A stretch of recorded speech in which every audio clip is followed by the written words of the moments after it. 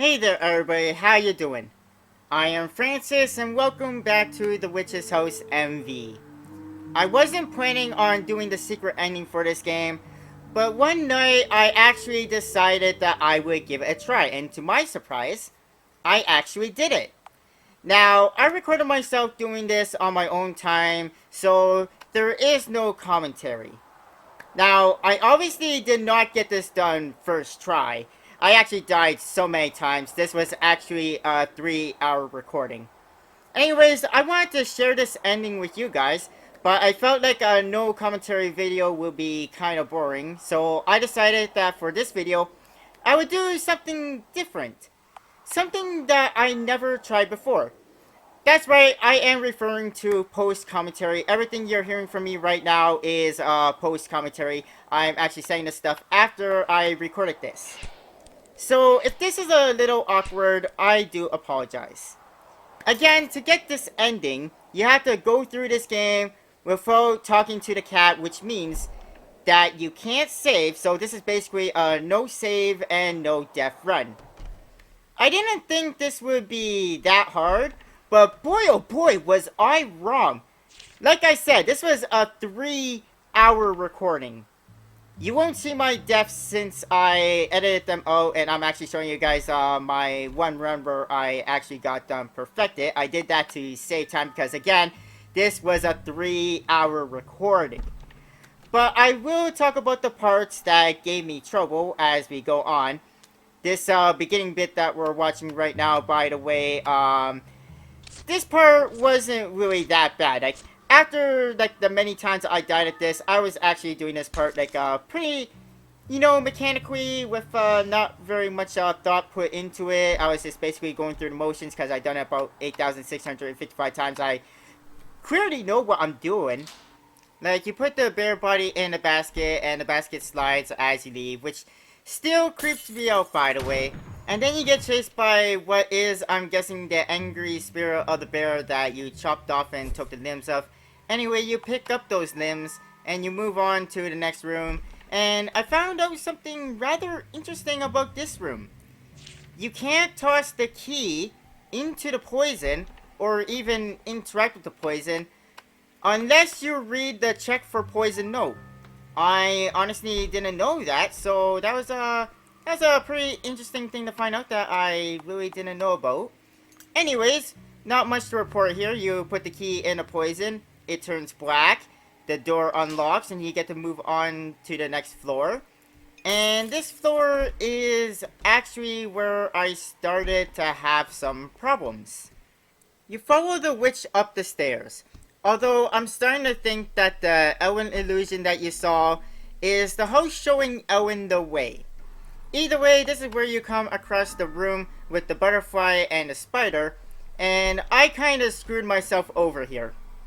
I accidentally took the butterfly off of the web without getting the butterfly model, and I learned something else that I didn't know.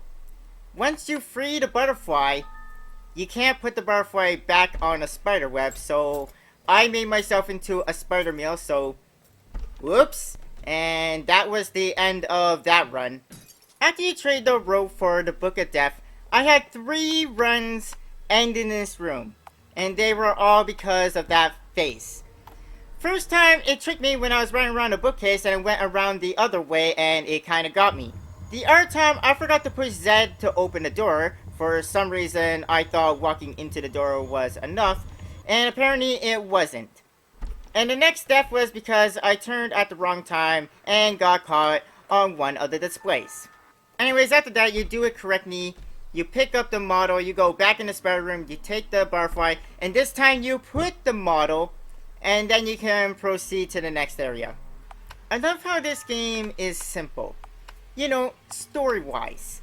I like how the game has a story, but you have to do some digging and some exploring and some experimenting to learn the whole story. Like, you could beat this game and not learn anything at all about the story. And this ending we're working on right now is also a piece of the story. Like, the story is there. You just gotta do some work to find it. For example, read the diaries, do this no death, no save run, and do that second ending with the knife. You can bypass all of that and you be clueless on the story going on. Now, I don't know if this is in this version of the game, but I did hear that there is actually another ending. But I'm not going to be doing that because you have to start a new game and do nothing for an hour. I don't mean you have to have the game open and then go to another window for an hour and then check back. No, the game has to be active for an hour. So that's something you can do if you're interested in that. I personally do not have the patience to sit around for an hour waiting for something to happen. And I'm kind of trigger happy. I kind of like to do things with my hands. So that ending, I'm not even going to attempt that. Also, I'm not going to lie.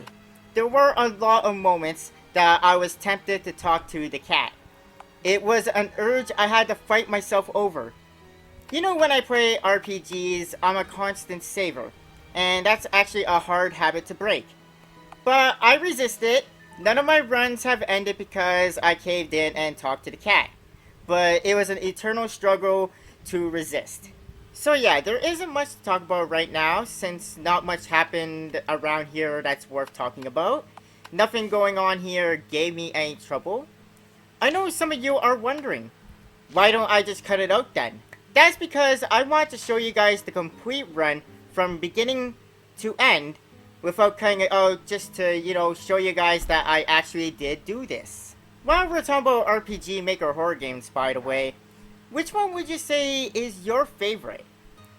Mistel has always been a special one for me, but as far as favorites go, I have to go with Ib, which we will get around to eventually once I'm done with this game, Extra Mode, and Mad Father.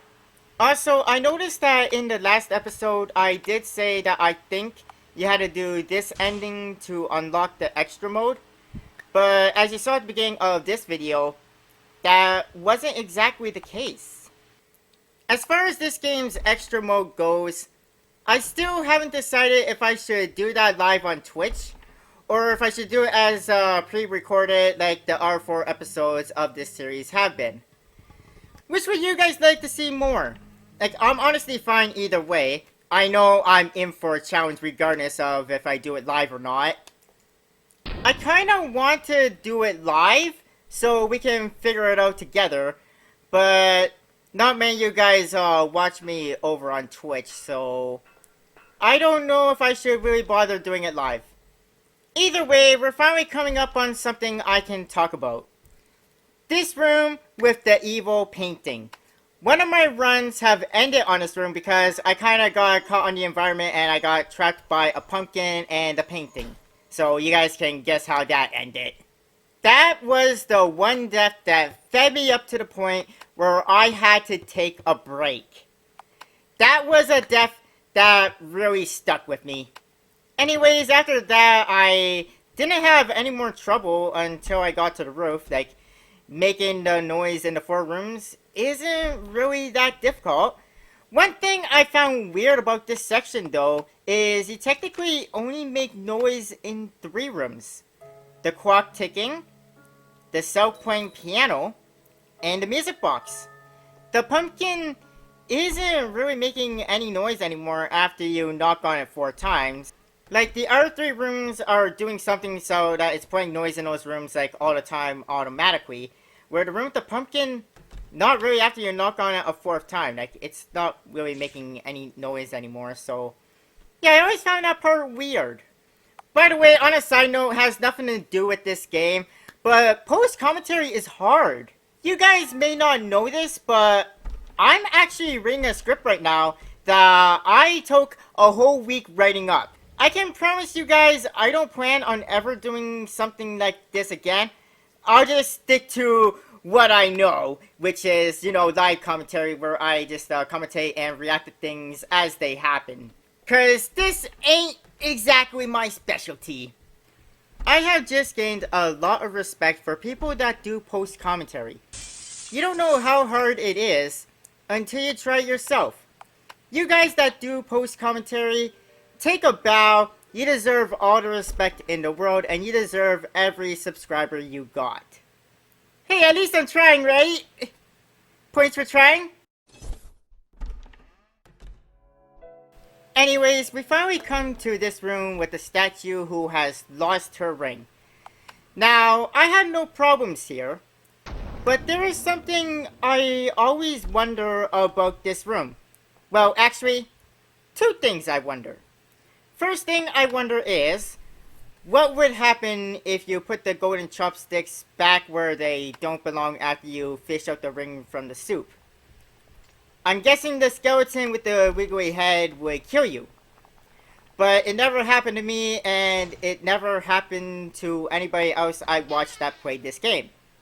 The other thing I wonder is, after you put the chopsticks back, and you get a timer to get out of that room, I'm curious about what happens if you hang around for too long and the timer runs out.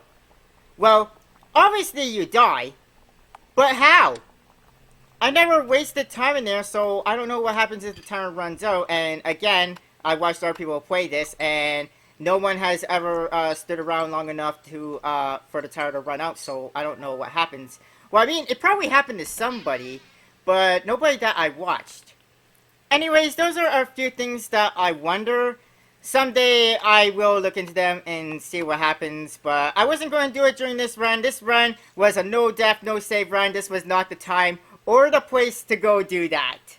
Because if I died, I would have to start over from the beginning, and that is one thing I definitely do not want to do. Maybe we'll try it when we play extra mode, who knows. I mean, I'll keep it in mind, but I can't make any promises because, remember that extra mode is kind of like a hard mode this game, and not everything is like it is here in the normal mode, so I don't know how different it is, so there's that, but it's something I'll keep in mind, okay? Anyways, I don't have too much to report about this section. You grab some chopsticks, you fish for the ring, you put the chopsticks back, you get out of the room before the 15 seconds run out, and you get the statue her ring, and you move on. Oh yeah, and the statue gets destroyed once you leave the room. So you got her that ring just for her to ultimately get destroyed. But hey, at least she died with her ring in hand. So we already know the truth that Viola is actually Elwyn in Viola's body. So we know that what's going on here is that Viola's attacking and that the illusion of Elwyn is actually Elwyn using her magic to send Viola back to her room. And then we come across this room with the dolls. This room is not that hard, but I always get creeped out in this room because I have a real life fear of dolls.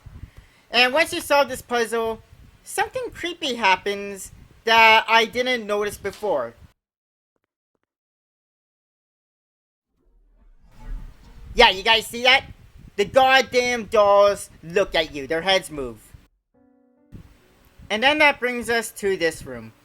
Oh boy, my old friend. The reason I say that is because I had 3 of my runs end in this goddamn room. I started to dread this room because of that. Anyways, I went and I talked to these flowers because I think I need to do that so I will be allowed to X or murder the beautiful flower that every other flower seems to hate. I don't think murder is really the answer to jealousy, but whatever you say, flowers. I don't know if I have to read that book, but better safe than sorry. I also learned something interesting. Interacting with the guy in the cell seems to do nothing, but the skull near the book only appears if you have that man spit in your face. No spit, no skull. Those are the rules around here. Again, I don't know if you got to talk to these red plants, but again, better safe than sorry, am I right? Alright, this flower actually ended one of my runs. I screamed so loud that I'm honestly surprised that nobody came up to make sure I wasn't being murdered. Anyways, the reason why this flower ended one of my runs is because I forgot what option I had to pick to X the flower. I tried to uproot it when I was supposed to pluck it, so the flower murdered me. Honestly, to be honest with you guys, this was a very emotionally draining challenge. And if it wasn't for you guys, I wouldn't even be bothering to do this. I don't know what it is, but every time I X that flower, I always forget to pick up the petals and have to go back to pick up the petals. Anyways, you know the drill from here. The man in the cell wants the petals and goes into a bit of a rage because he has no way to smoke it, which knocks over the cage. So you can release the invisible bird inside that will eat the greenery so you can go into the 15-second poison room. I don't know if you need to read these notes and the writing on the wall, but once again, I'm not taking any chances. I want to be done with this challenge as soon as possible. You know the drill. Once you get into the poison room, you collect the bottle and you collect the skull. I still check that barrel because it looks as if there is something inside, and we already know there is nothing inside, but I still fall into the trap and take a look. Also, since I have no face cam this time, you guys can clearly see that there is a timer. Alright guys, well, this is awkward, but I stood around here because I literally forgot what I was supposed to do. So, I'm going to cut for the first time, and we'll be back here when I remember what I was supposed to do. Alright, so I finally remember what I was supposed to do, and what I was supposed to do was go skull hunting. Sorry, I didn't really want to cut during this run, but trust me, that was literally 15 minutes of Viola just standing there doing nothing, and you guys really didn't need to see that. Anyways, we take the 4 skulls to this room and we place them in the forward, right, left pattern. I decided to fast forward this section to save time for your convenience.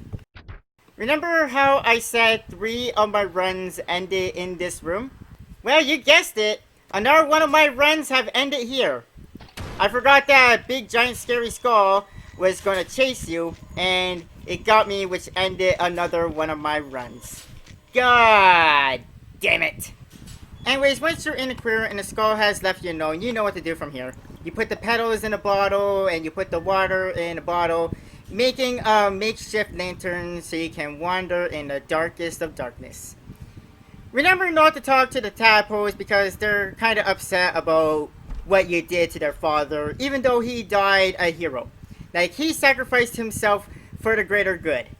Anyways, thanks to our special little bottle lantern, we can see in the darkness. I had no trouble up here since I kind of already know all too well which way to go and not to pick up the wristwatch because that is an instant death item, as we found out before. Being stalked by a statue is kind of creepy though.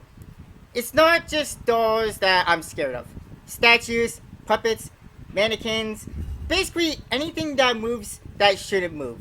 Out of everything I listed, dolls are surprisingly not the worst. Puppets are the worst. Anyways, just keep moving and pay no attention to the creepy stone dude that is following you. This part is by far the scariest when you break your lantern and you are left in the dark. Basically, all I do is hold the shift key, hold the up key, and I press the Z key as quick as I can because I'm pretty sure you have to press Z to open that door. Anyways, now that we have the jade pipe, let's give the pipe to our prisoner friend since it's a smoking pipe and he kind of needs to smoke the powder that we already gave him earlier. What I want to know is who is that sick, dying, invisible man? Somehow doing this opens the other cell so we can get the red shoes, but remember not to wear them. You know what happens if we put them on, right? Yeah, that headless lady is pretty much your fate. Instead, what we do is we wash the shoes in the water. And this is where I died again. I forgot that our big giant skull friend is not finished with you and strikes back, and well, he got me. He surprisingly got me good. Luckily, this was the final time I died and had to restart again. God, I hate no death, no save runs. Anyways, we can now walk through the poison room with the queen's shoes. Remember not to stop for anything. I have no idea who's that blonde haired woman that falls from the sky.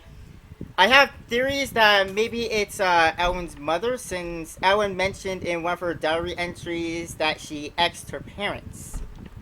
But she also said she fed them to a demon, so I don't know. I don't know who that is, but I have speculations, okay? This part, I was worried I was going to have issues here and was going to have another death, but I surprisingly had no problems. I was in, I was out. Quick, easy, and painless. Anyways, it's all smooth sailing from here. It is literally impossible to screw up from here, since nothing can kill you until you reach Viola's room, but once you get there, it no longer matters if you save or not. During my whole journey from this point forward, I was actually pretty excited to see what this ending was, because I have never seen it before. While we have some time, guys, since we are near the end of Witch's House, like I know extra mode is gonna take me a while, but once we're done that, which RPG Maker game would you guys like to see next? Aulani, Mermaid Swamp, or Mad Father? You guys can let me know in the comments down below. Actually, you know what?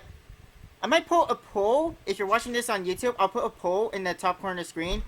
You guys can leave your vote up there. When you finally reach the door, you find the black cat you've been ignoring. Not dead this time. As you can see, it is alive and well. Let's see what it has to say, shall we? Yo, you never asked me for help, even once. I'm kinda disappointed. Although with the host giving you notes and such to help you along, maybe that figures, it can always tell who its master is, regardless of what body they're in.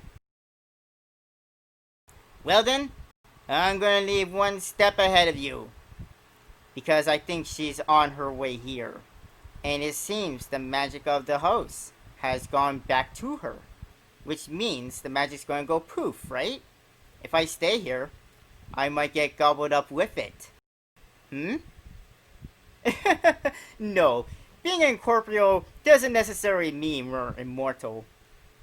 Well, that's that. Good luck with the rest, Elwyn, my faithful witch. And as you can see right there, it dies. So there you have it. That cat there is the demon that Elwyn got her magic from. And that is why the cat is dead when you get here. The demon leaves the body of the cat it possessed, because it fulfilled its purpose. You know, I had a feeling that cat couldn't be trusted. Anyways, let's go into the witch's room. I poked around in here and noticed something interesting. If you poke around and interact with stuff, instead of saying like something like a torn up bed, it says my bed. And it kind of explains everything in Elwyn's room from Elwyn's perspective. I mean, it makes sense since at this point we know that we're not playing as Viola, but we're playing as Elwyn in Viola's body. We can read the diary and notice that it is different too. I know she'll say yes. Because she's so kind. Because she's so trusting. Viola's gonna be so surprised when we trade bodies. My body's falling apart. It hurts all over. I've gotten used to it. But she probably can't take it. It might make her cry and scream. So I'll give her medicine. Medicine that will burn her throat to make sure she stays quiet. After all, I don't want to hear my own screaming. I know she'll drink it if I lie and say it'll stop the pain. Then, I'll escape from this room. I'll be able to feel a gentle breeze wash over me in the garden. It'll be so wonderful. Ah, that's right. Before she gets here, I should gouge my eyes out. I'll cut off my legs too. That way, Viola will be so overcome with despair that she'll have to die. Ah, Viola, my dear friend. So kind, so charming, so loved, and with all that, so foolish. My dear friend. Well, that right there explains why Elwyn's body is horribly mutilated. Elwyn crippled her own body just to be a bitch to Viola. Although when you think about it, even though she's the villain of the story, that's actually pretty damn smart. Now, from here on out, nothing is different. Both endings play out the exact same way. I tried them both to make sure, and yeah, both of them played out the same way. I'll close this video by letting this ending play. Thank you so much, everyone, for joining me in coming back to The Witch's House, the secret ending. I really hope you guys enjoyed this. I can promise you, I won't be doing post-commentary again. But I just wanted to show you this extra ending. I'll see you guys next time when I do the extra mode. I'm still not too sure if I should do that live on Twitch or as a pre-recorded series like I did the rest of the series. One thing I can promise you guys though, I'm going to be doing it with live commentary, no post-commentary. I'm going to be commentating my voice as the game happens. So I'm sorry if this was kind of too awkward for you guys. But I do hope you guys enjoyed it anyways. Thank you for joining me, and I will see you guys next time. Have a nice day. Bye, everybody.